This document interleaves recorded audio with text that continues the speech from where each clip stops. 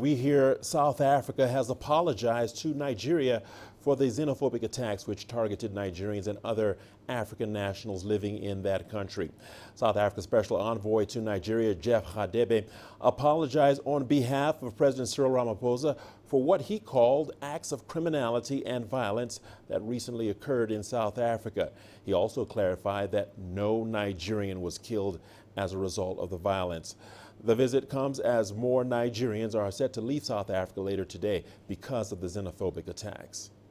Mr. Jeff Radebe and his delegation came calling at the presidential villa in Abuja to basically say one thing: sorry. He handed that official apology to President Buhari in front of the cameras. It's the first time since the latest round of xenophobic violence targeting Nigerians and other African nationals living in South Africa that President Cyril Ramaphosa would be sending a special delegation to convey his apology to his Nigerian counterpart. We met a short while ago with His Excellency President Buhari, the President of the Federal Republic of Nigeria, to convey our President Ramaphosa's sincerest apologies about the incidents that have recently transpired in South Africa. Those incidents do not represent what we stand for as a constitutional democracy in South Africa, and the President has apologized for these incidents.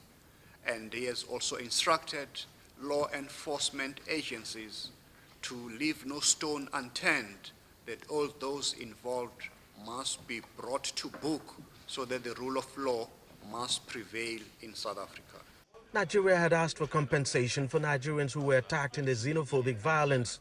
On that issue, this is what Mr. Radebe had to say. There is a binational commission between South Africa and Nigeria, and on the 3rd of October, during President Buhari's state visit to South Africa, there will be detailed discussions that are going to be held there. I do understand that this issue of compensation restitution is part of the agenda items in the draft that the Nigerian government has presented to South Africa. So I think let's wait until the 3rd of October to see how that unfolds. But I can indicate as a lawyer that the South African law requires that all registered companies must have public insurance in terms of things of this nature. The issue of compensation is quite popular in Nigeria and will no doubt be a sticking point when the president of both countries meet face-to-face in the coming weeks. Despite this visit, Nigeria is still pressing on with the evacuation of its nationals who are willing to return home from South Africa. Authorities say around 320 are scheduled to leave South Africa later today. 187 had returned last Wednesday.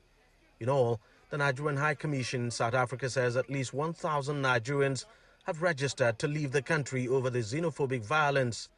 And for as long as this mass exodus continues, the peace moves initiated by the South African government will continue to be challenged. Deji Badmo, CGTN, Lagos, Nigeria.